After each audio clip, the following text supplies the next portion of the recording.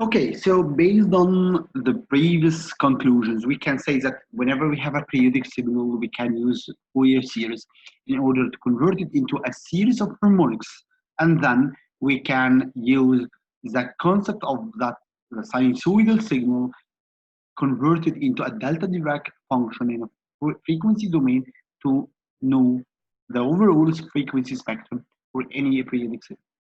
But not all signals are by default periodic. Maybe the concept of periodic signal is somehow hypothetical. I will try to show it to you maybe during this lecture why it's an hypothetical model to have a continuous periodic signal. But what about the aperiodic signal or the non-periodic signal? What if we have a non-periodic signal? We are not able now to use Fourier series in order to study the frequency spectrum of a signal. So we have to have another alternative actually. Here, the alternative may be or should be another approach proposed by Fourier again, which is Fourier transform. Fourier transform is an integral form of transformation between the time domain and the frequency domain. As you can see here, these coupled equations.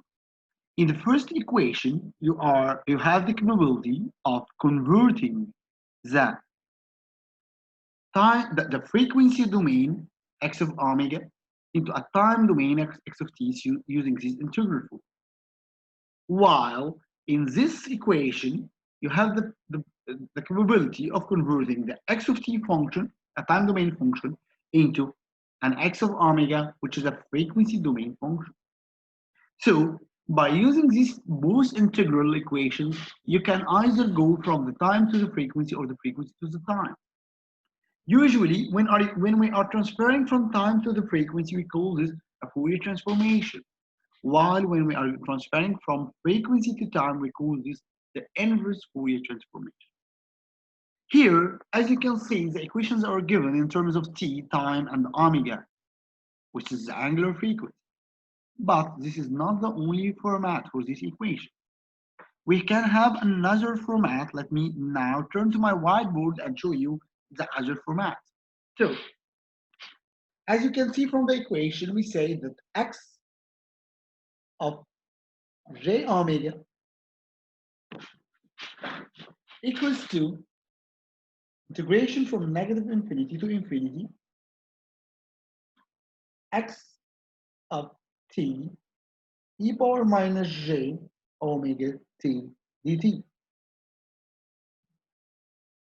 This is that form written in our presentation. As you know from your physics classes, maybe from your high school, that omega is equals to 2 by f. So simply, you can use this knowledge in order to substitute in the main equation. Easily, you can substitute each omega in the equation by 2 by f. But what about,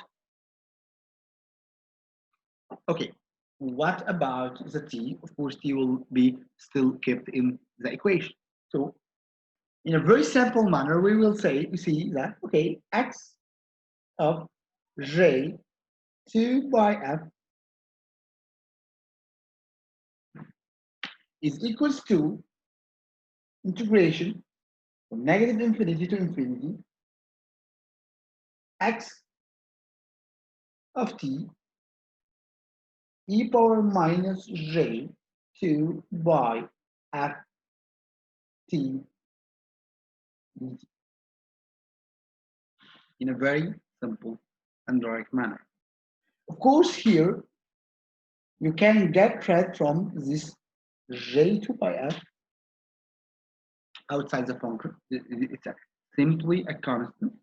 So you can make it x of f equals 1 over j2 by integration from negative infinity to infinity x of t e power minus j 2 by f t. So this is another format where you can use in order to make the Fourier transform analysis in terms of atom rather than in terms of omega.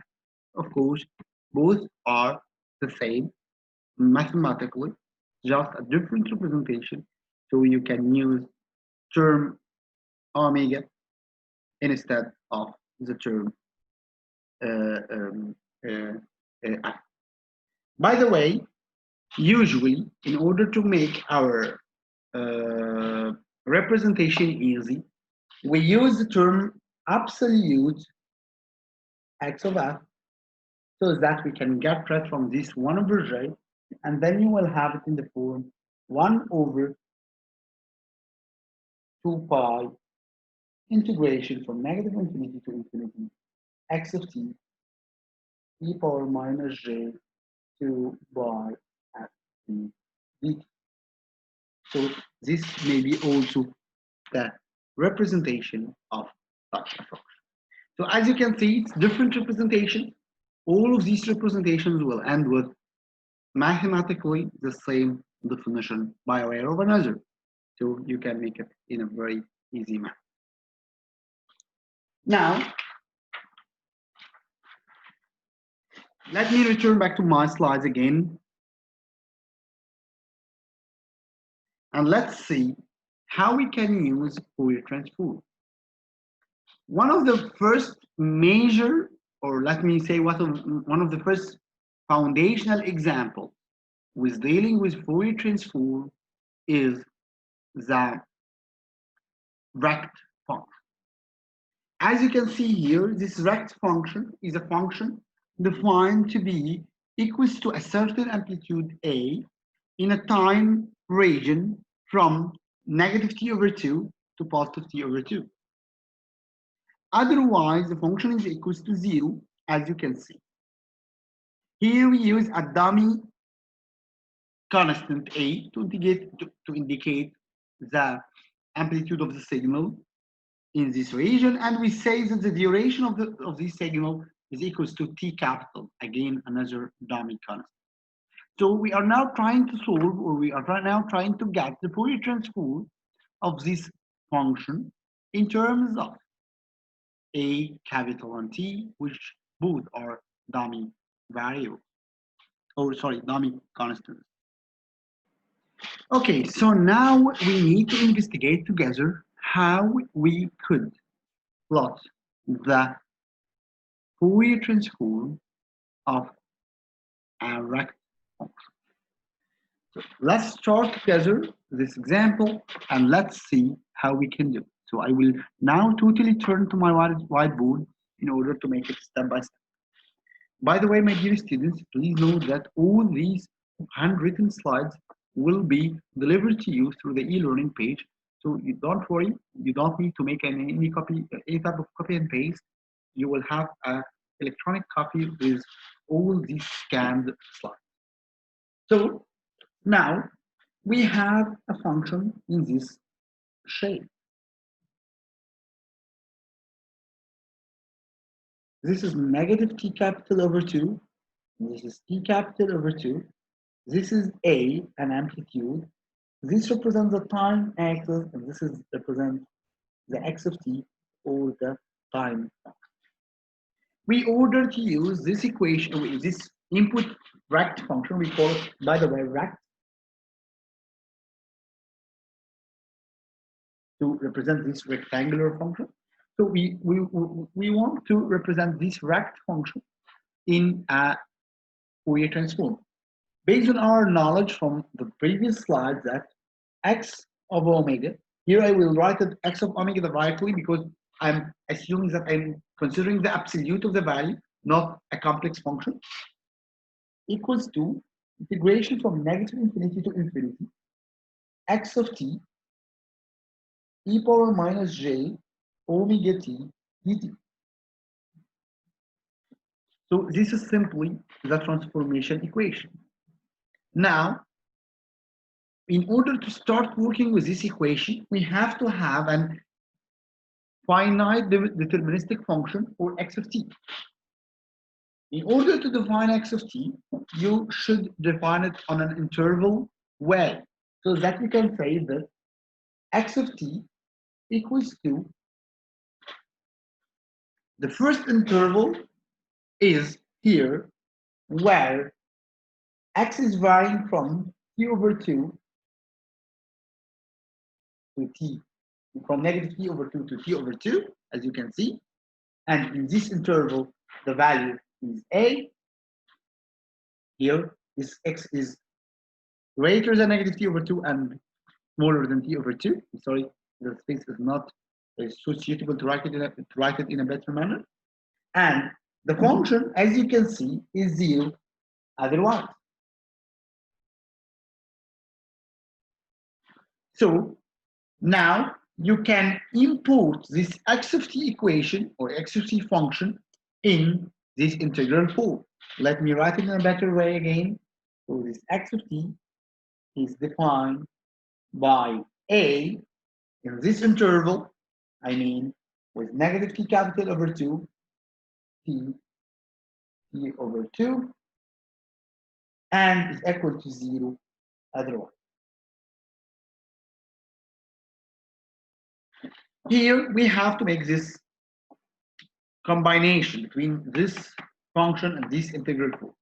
Of course, whenever x of t is equal to 0, x of omega will directly be equal to 0. This is a direct correlation.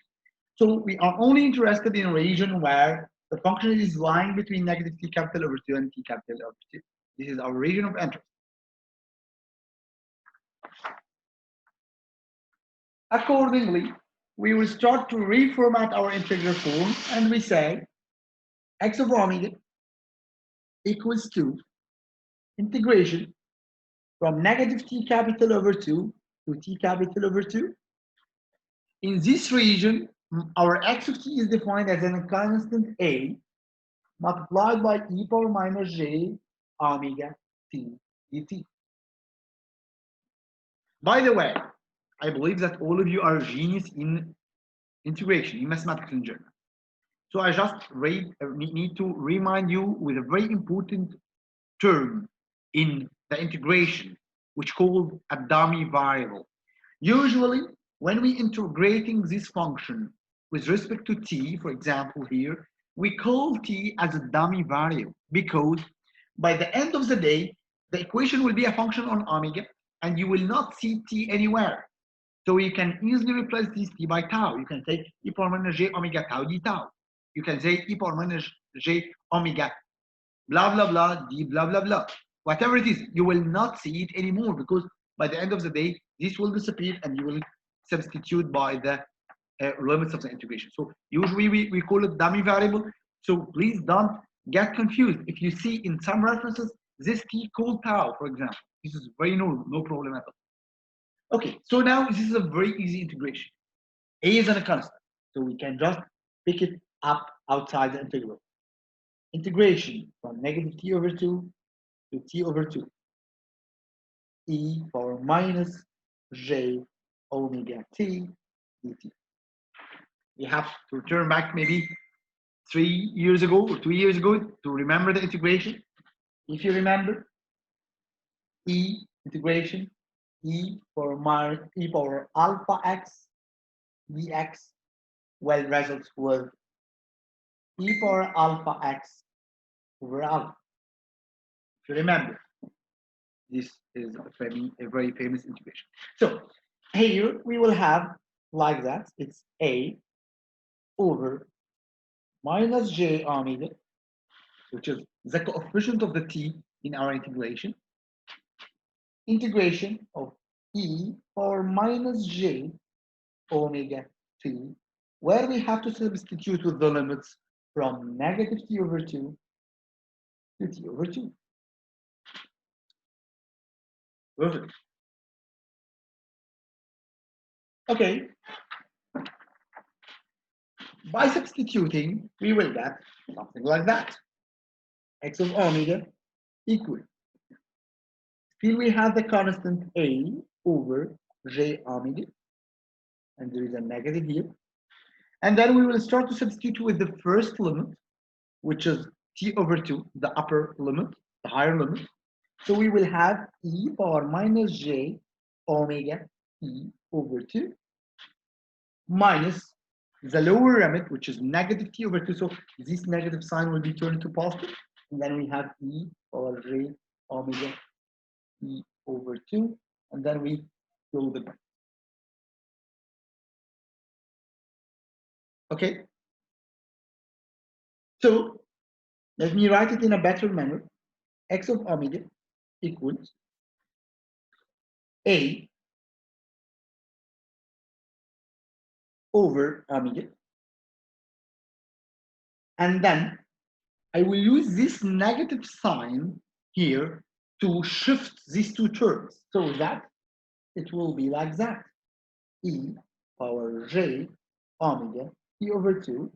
This term will come here minus e power minus j omega t over 2.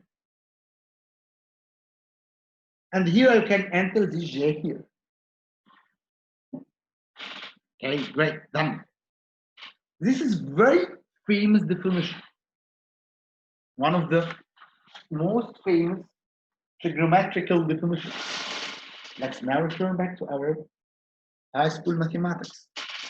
Sine x equals to e power x minus e power e power jx, I'm sorry, e power minus jx over 2j.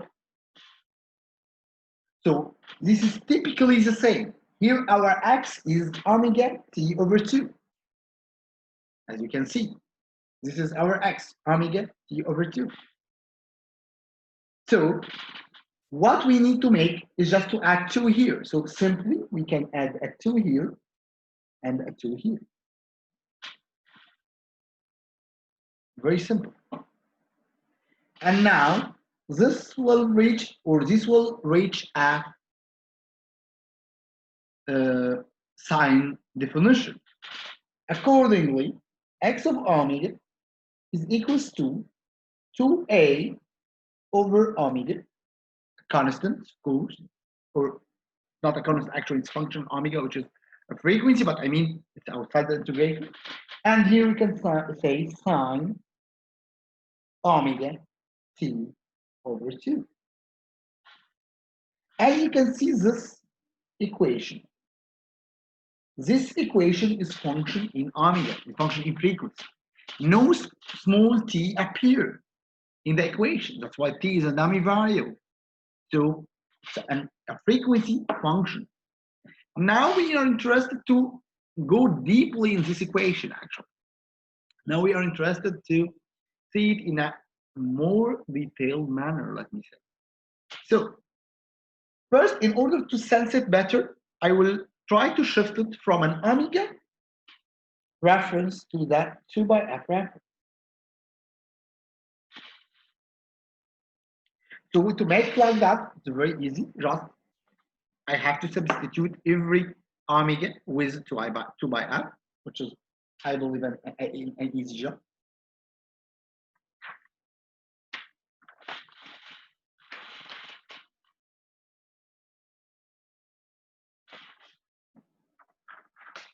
So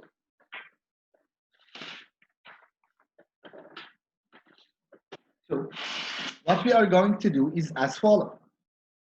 We have our function x of f. Now, not x of omega. I will just use the previous slide to copy and paste. Okay, so 2a, and now the omega in the denominator will be turned to be 2 by f sine, again 2 by f over t all over t. So now this 2 comes with this 2, and here another 2 will come with another 2. Perfect. So x of f will be equals to a sine by ft over by f. Now, please remember that t is not a variable time. T is a dummy constant representing the duration of the rect function. So if we remember 2 slides ago, maybe, yes, this one. Here we define t as the duration or as the width of this time pulse vector. So t is not a time variable, not t small, it's a t capital, which represents a just an constant, a dummy constant. Okay, so here we have a new function. Maybe this is your first time to hear about this new mathematical function, which is what we call think.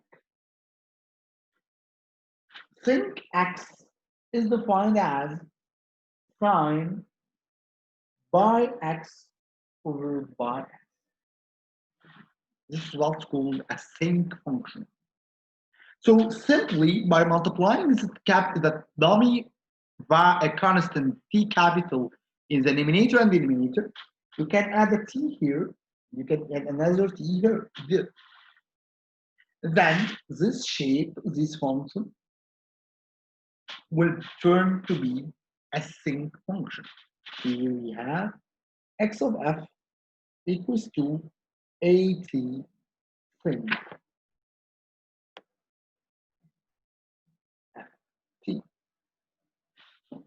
Again, this is only a function in frequency, no other independent parameter, as expected, and it's represented in a think format. Okay. Before going further with this example, we will stay to some extent in this example. So before go further with this example, I would like first to start exploring together how we can plot such a think function. Okay, let's try to do it. So here now we have the function x of f equals a t think f t. We are now, I'm sorry.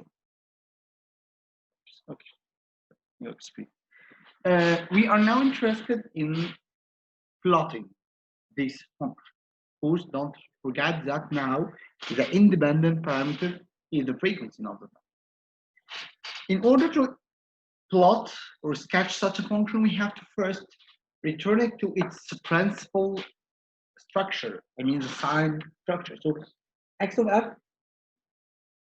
equals a t sine by ft over by ft. This is the original shape of the function. Start substituting with the origin point or the 0 point. I mean, when f tends to 0. As you can see by this substitution, that here the denominator, which is sine by ft, will tends to sine 0, and as you know, of course, that sine 0 is equal to 0. And in the denominator, you will have by phi by ft, where f equals 0, then turns to 0. So you have undefined 0 over 0 value. Here we have to go to the limit. So limit f tends to 0 for sine by ft over by ft. If you remember, one of the tricks in the limits is to use differentiation in the both the numerator and the denominator terms. So we can differentiate both terms now. So it will turn to be cosine by ft times, of course, we are now doing the differentiation with respect to f.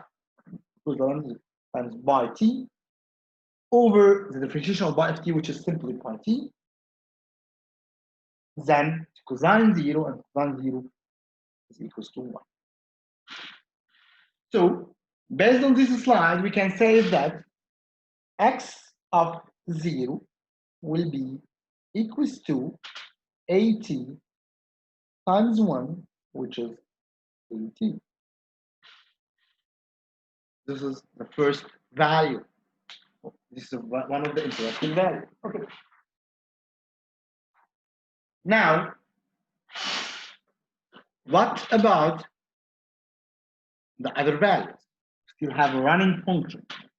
X of f equals at sine by ft over by ft. Usually, when you have a sinusoidal function, you should think about the zero crossing points. I mean, what are the values of f that makes x of f equals to 0? Very simple. F will be x of f, sorry, will be equals to 0 if sine by ft is equals to 0. So x of f will tend to 0 if sine by ft tends to 0. And based on your mathematical knowledge, you know, of course, that sine x equal to 0 when x equals to any integer n times bar. Here n is an integer for 0, 1, 2, 3. So you can say, of course, then this term will be equal to 0, 1 by ft equals to n by.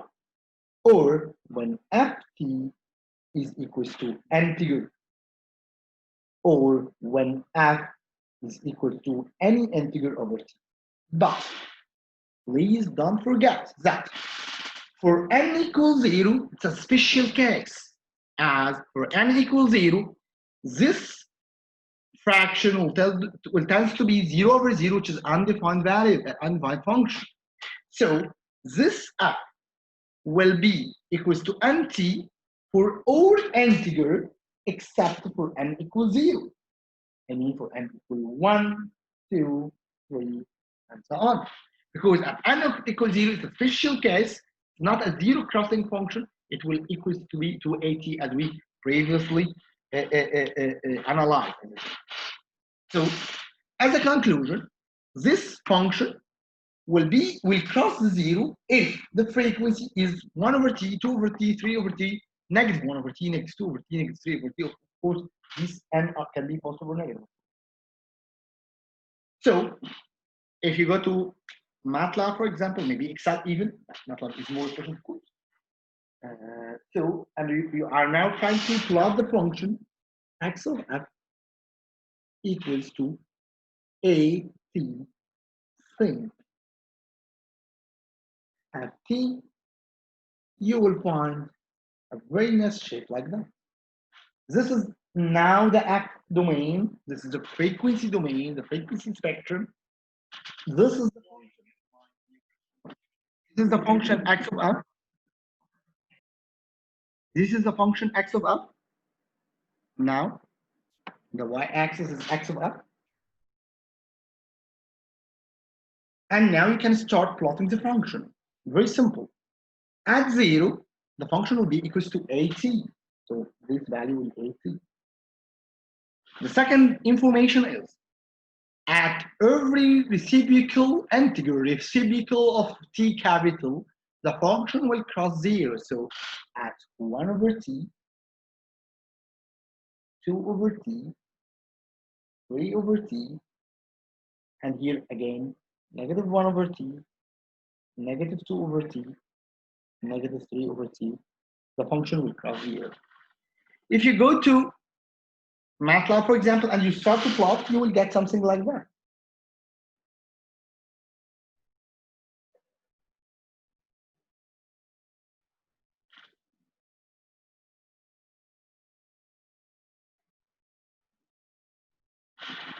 This is what's called the same function.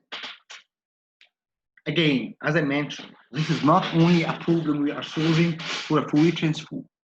It's some sort of a foundational problem in order to study and understand a lot of concepts. So, this is the same function. But, okay, let me for a while return to my slides. Again, this is the input, and now we do the investigation and we get this out. Think at t. Some mathematicians will not be very happy with this out. Why? Actually, we did some sort of a trick. Why? Because in the beginning of our definition, we use the term x of omega as we say that we are making some sort of absoluting for the term xj of omega.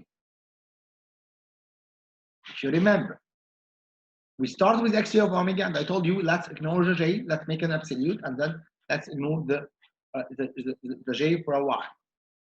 But if you are now interested in plotting the absolute, you have to take care about that absolute. Think of absolute. The same function is as follows. So this is absolute x of f. Now, not x of f. So this is 1 over t, 2 over t, 3 over t. Again, this is negative 1 over t, negative 2 over t, and so on. So it will be on the same way. So this is also a same function, but with absolute. So all are in the first and the third quad, no negative values for x of f, because this is absolute. So you can make it either in x of f, or you can make it in absolute x of f. Both are acceptable. Just you have to mention what you are plotting or what you are doing. This is the first important. Let me return one slide back again, please, and start searching for what I can call observations from this function. Now, the inputs, if you remember, my dear students, this was the input. This is t, this is x of t, this is a, this is negative t over 2, and this is t over 2. So this duration is simply. This is the input, and this is the output. Now, let's start seeking for observations. My first important observation is, what if the duration of t increases in the time domain? I mean, just trying not to destroy my drawing, but I will try to make it in a good manner. I hope so. What if I have a function like that?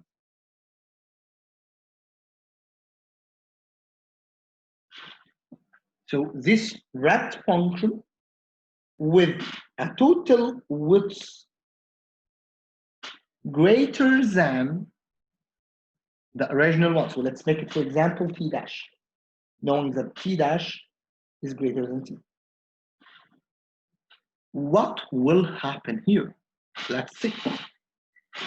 Let's search for t capital and start to substitute this t capital by t dash. So in this case, the amplitude is at dash. Good, that's very good. So now the amplitude will increase because simply t dash increase. So for example, the amplitude will be here at a point called a t dash. And then this crossing zero function will shrink because you can see now that t capital is in the denominator. So when you replace t capital by t dash capital, you will get a smaller value. So 1 over t dash will be, for example, here, and negative 1 over t dash and 1 over t dash will be here. So will be, for example, something like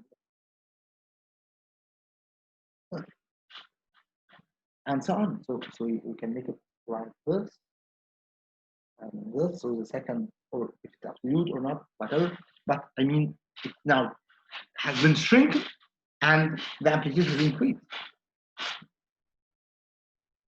So the first observation is widening in the time domain will cause shrinking in the frequency domain and vice versa. If you shrink it in the time domain, you will widen it in the frequency domain.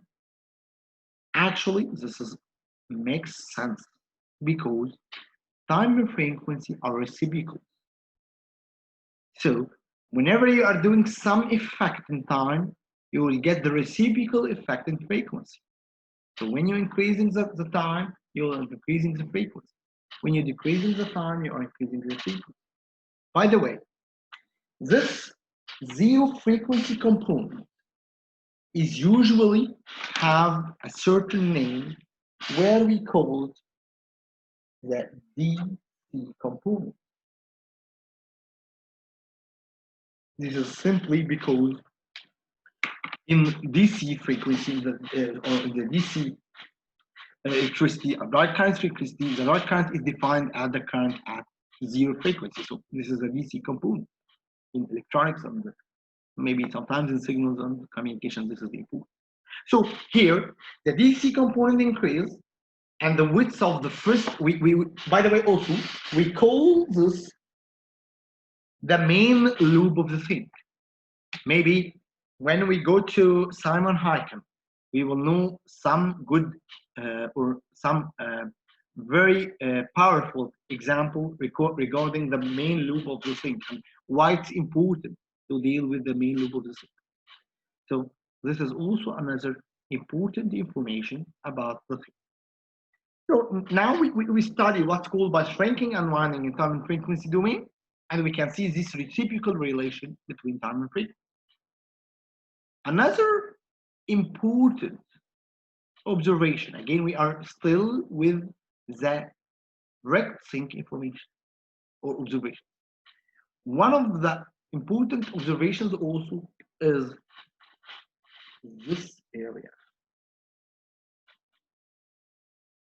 What is interesting in this area? Okay, this is what's called a negative frequency area.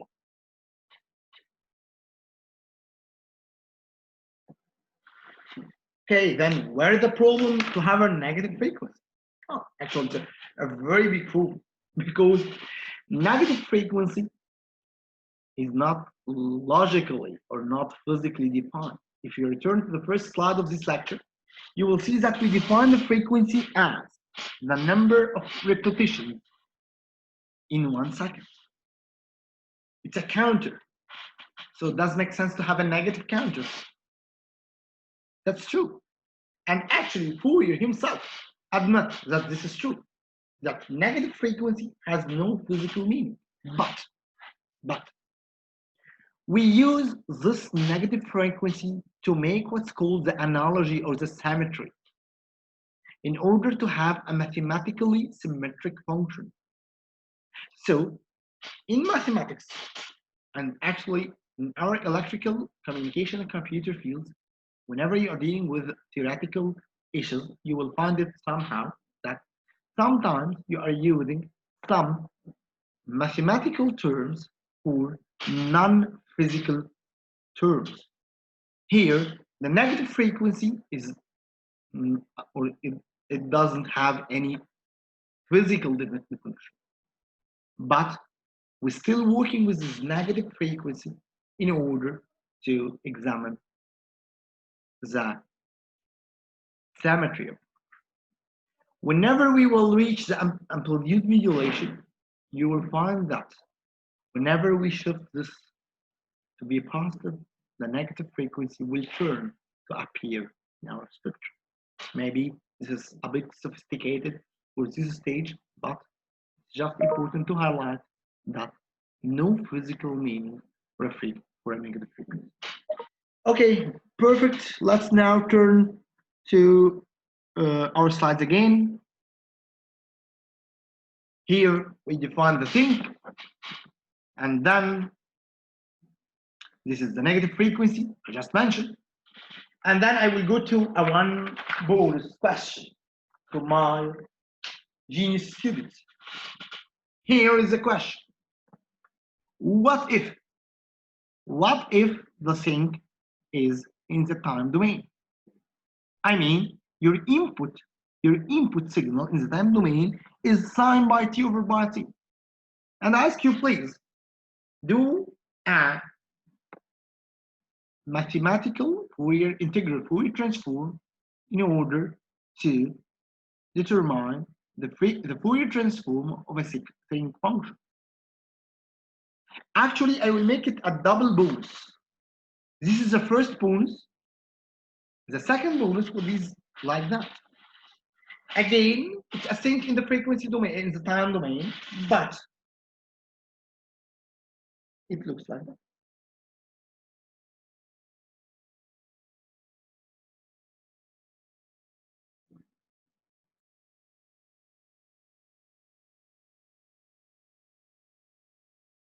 So it is limited only from, let's say, for example, negative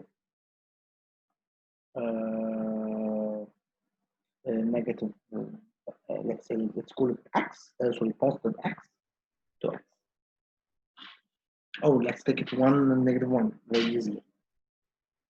And otherwise, it's 0.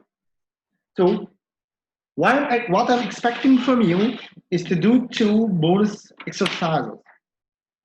In the first exercise, my dear students, you are going to make a Fourier transform for a complete continuous thing function. And in the second, which this is a continuous thing function. And in the second bonus question, you are going to do a Fourier transform only for the first main loop of a thing function.